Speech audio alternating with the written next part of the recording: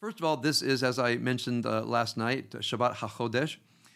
This is the Sabbath in which announces that the month of Nisan is about to begin. If I'm not mistaken, it's Monday night, Tuesday. It will be the first of Nisan, which means 15 days later, or 14 days at night, Passover will begin.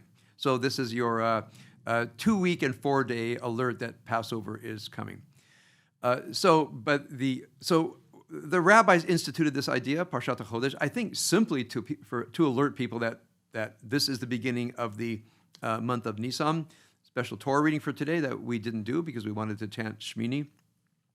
But the Hasidic tradition has taken this special Sabbath, HaChodesh, and put it in the context of 3 other special Sabbaths to create a spiritual journey. Now, if you haven't studied Hasidic literature, you do not know that this spiritual journey exists. I've sometimes talked to very Orthodox rabbis, very learned, and I mentioned to them my spiritual practice of Arba Parshiot, and they say, never heard of it. Where'd you get this? I said, from Sfat Emet, from the Hasidic tradition. So there are people who are very learned, synagogue goers their whole life, who have never heard of this practice, and I want to make sure that you know it. Now, what are the Arba Parshiot? What are the 4 special portions? I don't want to talk today about where they came from, why they're in the calendar. For our purposes, they just are. So several weeks ago, the special portion was Parshat Shekalim. Whatever Torah portion was that day, in traditional synagogues, you read an extra little portion on the contributing of the half shekel. So the meditation is on the idea of halfness. And throughout my life and discussions with many other people, this idea of when I want to be counted in the census, I put a half shekel, not a full shekel. And so the question is, why does the Bible focus on halfness? We don't know. But the Hasidic tradition has some answers. I want to give you 3 brief responses. First of all, the half shekel was given to take partly for the purpose of a population survey, for a census. And this went through ancient times where Jewish communities needed to know how many active members of the community they have, and to participate in the census, you gave something like a half shekel. So the first meaning for me is, we are not whole unless we belong to a community of meaning. Now, it's certainly very sad for us that the community of meaning that we used to have that met in a physical place is no longer with us, but we certainly have this community of meaning here. But I would strongly recommend to everybody that you also have some kind of Torah study group, because a place where you can study and your thoughts, your understandings, your interpretations are reasoned through with other people who have the same interests as you. So not only do you have your opinion, you might be challenged about your opinion. Somebody might say, well, I don't read it that way, I read it this way. So from a Jewish tradition, a life full of meaning is always done bechevruta, in the presence of other people. It doesn't have to be a large group. In fact, it's probably preferable that it be 5 to 8 people, so everybody has a chance to talk. And you might say an ethos of Torah study is established. I'll say 2 brief words about that. What do I mean by an ethos of Torah study? In the ethos of Torah study, the point is not to put down the opinion of another person, to consider it and to add on to it. Oftentimes I've seen, I've certainly had it in my life, where I will give a talk and a person stands up and wants to point out the error of my thought, and I'm thinking to myself, great, you caught an error in my thought, good for you. What the person could have done would have said, fabulous talk, may I offer something to add on to something that you said? That certainly feels better for me, and maybe even for the group. So if you ever have these kinds of groups, if you find that there's a person there who's the person who likes to take down other people, I would recommend that the group and the group leader say, that's not what we do here. You want to add something great, just don't rely on pointing out the deficiencies of others. A second thing in my ideal Torah study group is we are looking for meaning. And therefore, when we offer a thought, perhaps we've mastered my 4 levels of tefillah. There's a similar version for the study of Torah. But we train ourselves to look for the deeper meaning of the text, either encounter with your own soul through midrash or something else. So we are looking for the peshat, what the simple meaning is, assuming we can get at such a thing. We're also looking for something deeper. And a third thing I want to say, somewhat opposite of what I just said, is the text does actually have a meaning, which means it's more than what the meanings that it can bear. It probably made sense at a relatively prosaic level in its own time, which means the speakers of the language could understand what was being said. So sometimes when a person offers an interpretation, they say, well, that's just my opinion of what it means. I often say, as you know, let's look at the Peshat first, meaning what does this text mean in the understanding of the Hebrew language, its place and time, before we go into midrashic depth. 3 little guidelines. I want to encourage everybody to have small group study in your life, not just Torah, but other things as well, and that there's a certain ethos to be observed in those small groups. Another, which means, to put this in the terms of the half shekel, you're not a whole person if you're not reasoning about moral and spiritual things with other people. It's somewhat rare today to have communities, small communities of reasoning and meaning. It takes leadership, it takes work, it takes cultivation, but it's part of what fulfills us as a human being. Another meaning of shekalim for me is to know that I'm only in my flow state of consciousness, my regular self. This is only half of me. In fact, Jung would say it's a tiny part of me. Jung has a famous image where a person works in a bank, in a very, very huge bank, and says to his out-of-town friend, come and see me at my bank.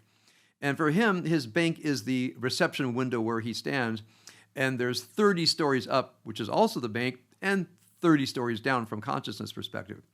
So always know that the self that is presenting to the world is oftentimes a cultivated, unconscious, but deliberate presentation of a persona, that which we put into the world, as with everybody else. Now, we have to have a persona that can operate in society, undoubtedly. But the problem is, we sometimes start to believe in our persona, the presentation of self in everyday society, and we don't take the time to say, okay, that's how I operate in the world. Different levels, in my close family, with friends, we have different levels of persona. But now you're alone with yourself, and there's a deep part of you that is not a whole human being by definition. No human being is a finished product. So I like to imagine that we have a whole self right over the horizon, and that I'm always working on within the intricacies and the complexities and the inner channels of the inner life. I'm always trying to work on it from spiritual and moral perspectives to come closer and closer to the self beyond the horizon. So the half shekel is, well, half of me is my persona. I'm checked in. I blocked the survey, present and accounted for. But the other part of me is the other half, as it were, that I'm working to bring into consciousness, and this is lifetime work. And as I mentioned yesterday, another meaning of the I'll wait for this interpretation for later. The next of the Arba Parshio is called Parshat Zachor, which we read right before Purim. We remember Amalek, the nemesis of the people of Israel, and I believe there are still nemesis of Israel today, especially Hamas, Hezbollah, Iran, etc. Very tragic thing. We have to deal with it. But I don't want us to forget our spiritual work. So from a Hasidic inner life perspective, Amalek is the destroyer within. And I talked about this a couple of weeks ago when I wanted to talk about the will. One of, I think, the many great things about Roberto Assagioli's The Act of Will, and again, it's a superb book, the only deep exploration of the will that I know of. He does not fully address the will of the Yetzer Hara. He does not fully address the resistance to what you might say our conscious will toward what is spiritually and morally whole. There's actually a will toward destructiveness. Now, this is very different from the Aristotelian idea that evil is the absence of the good. Many people say that. It's also Maimonides and other places. If God is the origin of everything, God cannot be the origin of evil. So what is evil? The absence of the good, or meaning the absence of God. That's true to a point. But in the Hasidic tradition, in the Gnostic tradition, in the Kabbalistic tradition, Evil is a conscious force. It has its own consciousness. Meaning, so that's, you say the Sitra Achra in general, I think sometimes takes over nations and cultures and groups of people. The inner experience of the Sitra Achra, the other side, the force of evil in the world, is the evil within us. Now, for most of us humble bourgeois people just trying to get through life, there might not be that much evil. We definitely have a Yetzer Hara, which means something in us that wills us to live contrary to our vision for ourselves. It's an inner Amalek. It's always at work. It's gnawing all the time. And how do you know when it's succeeding? When whatever your weakness is, whether it's anger, resentment, guilt, shame, fear, defensiveness, anxiety, however it breaks through, and we all know our usual suspects, it takes over, and that becomes who we are for some period of time. It's very painful. We look at parts of our lives and we say to ourselves, I was taken over by something destructive. I didn't invite it. It was not voluntary. I didn't will it. And I didn't know how to get out of it. We hear about this all the time. So one person said to me, I can't let go of my anger. And I oftentimes say, I think what you mean is your anger is holding on to you. So it's as if in our conscious vision for ourselves, we've chosen to hold on to anger. That's not true, if that's your issue. Anger has a grip on you, and it does not want to let go. So whatever's going on, whatever plagues your inner life, in Shabbat Zachor, we meditate on there's an active force for destructiveness, and on our way to the spiritual liberation of Passover, we have to have a deep understanding of our inner lives, an understanding of the Yetzer Hara, the resistance to our visions for ourselves, and the technology for breaking the grip of the Yetzer Hara and being able to live with, relatively speaking, freedom from the Yetzer Hara. You can never get rid of your Yetzer Hara. It will grab you at the most inopportune times. So we have to be skilled. I'm holding my hand like this because this is something we practice in jiu-jitsu. When someone grabs your lapel, how to break that grip. So every time I think about breaking the grip of the Yetzer Hara. I think about breaking the grip in judo and jiu-jitsu, and even in just regular self-defense. There's a grip, and there's a way to break the grip. There's a way to wear down the Yetzer Hara. It will try to re-grip. We have to always learn how to break the grip of the Yetzer Hara. So that's Shabbat Zachor. That's the second in our four-step path toward Pesach, toward spiritual liberation.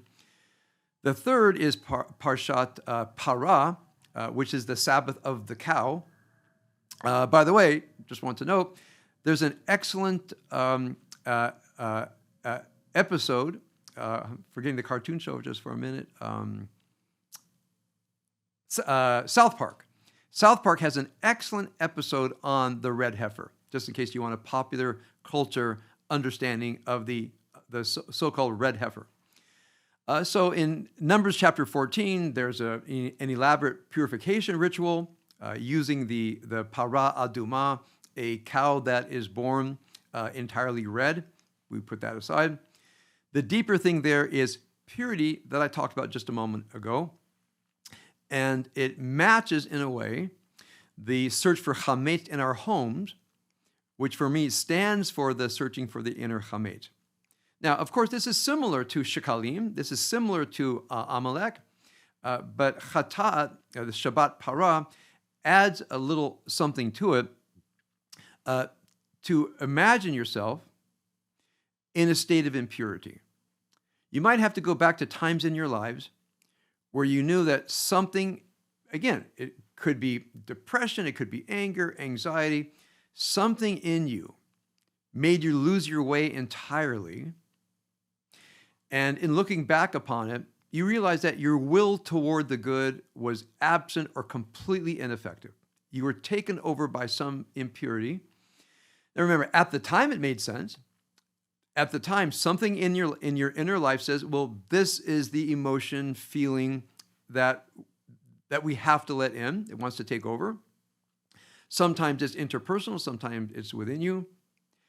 So we go back to those moments and we try to reconstruct moments. And from my perspective, we ask ourselves, What in me, what ego self in me, what subpersonality in me needed to take over my system for what purpose? It's an inner life.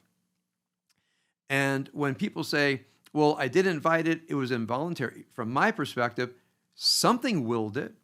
Something wanted you to go into, as it were, a negative mikvah, a bath of impurity. Something in you drove you there. So you can pick one thing per year where you had a moment of impurity and you want to be purified from it. So Shabbat Chatat goes into a deep sense of inner impurity. And we try to imagine ourselves needing a purification ritual from ritual impurity. Now, the fourth of the 4 special Shabbatot before Pesach is the one we have now, which Shabbat HaChodesh. I wrote about it in my Shabbat thought. I mentioned it last night. I'll just say it very briefly now, since I did cover it last night and in my Shabbat thought. And that is, we're looking at the dark side of the moon. I remember when I finally gained a basic understanding of the relationship of the sun to the moon and the earth. It was shocking to me. I never really thought about it, that when I look at the moon, let's say it's a half moon, let's say, right, this side is lit up. It means the earth is between the sun and the moon enough that the sun can only light up half the moon. So when I look at a half moon, I now know where the earth is in relationship to the sun and the moon. That might be obvious to everybody since second grade. It was not obvious to me until my adult life, where something I knew just never registered. And so as the moon goes through its cycles, I'm watching the moon, but I'm watching the moon in relationship to the earth and the sun. So when we get to the new month, it's a completely dark moon. Now, the dark side of the moon means that the moon is directly between the sun and the earth at night. The sun is, so no part of the moon is being lit up. So we are in a state of utter darkness. So in the Hasidic, and I'll focus on the Jungian tradition, is what do we do with this experience of utter darkness? Well, one thing I wrote in my Shabbat thought, I've been in the desert on a moonless night and also a starless night because of clouds. And it's a darkness that feels thick. We call it Choshech Mitzrayim, the darkness that was afflicted upon the Egyptians. It's suffocating. It feels terrible. But one thing I learned to do was you just sit down, you breathe, and you blink your eyes, and suddenly some kind of night vision kicks in, and you start to see shapes and forms. Some ancient part of ourselves, part of our evolutionary system, knew how to operate at night. We don't. We're rarely without light outside in some way. If there's no moon, there's stars. And learn how to navigate an utterly dark night. Well, you can see the analogy to the dark night of the soul. There's a great book by that name by a Christian author who I believe was descended from Kabbalists. So the dark night of the soul is not something that you just go through and it's very painful, but there is a way to navigate the dark night of the soul. What you want to do is to learn how to navigate the dark night of the soul before you get there. And this is the thing I want to focus on today in the cause of spiritual liberation. One of the toughest things for us when we're not liberated is when we are in Choshech Mitzrayim, that when we are in the plague of darkness, we can feel the darkness in us and surrounding us. And many people say, I don't know how to get out of it. I don't know what to do. And when you look in spiritual traditions, the Hasidic tradition and the Catholic tradition, I'm not so aware of other traditions, it's an expected part of the inner life. If you're experiencing the dark night of the soul, it's part of who you are as a human being, especially if you are a spiritually deep and sensitive human being. One of the prices we pay for being spiritually sentient people is we experience our own inner lives at an acute level. Grief is deep grief. Exhilaration is a whole different kind of exhilaration.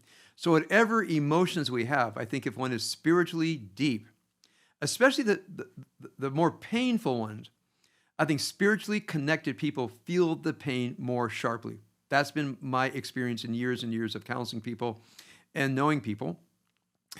So the question is, what is it? Is there a way through it?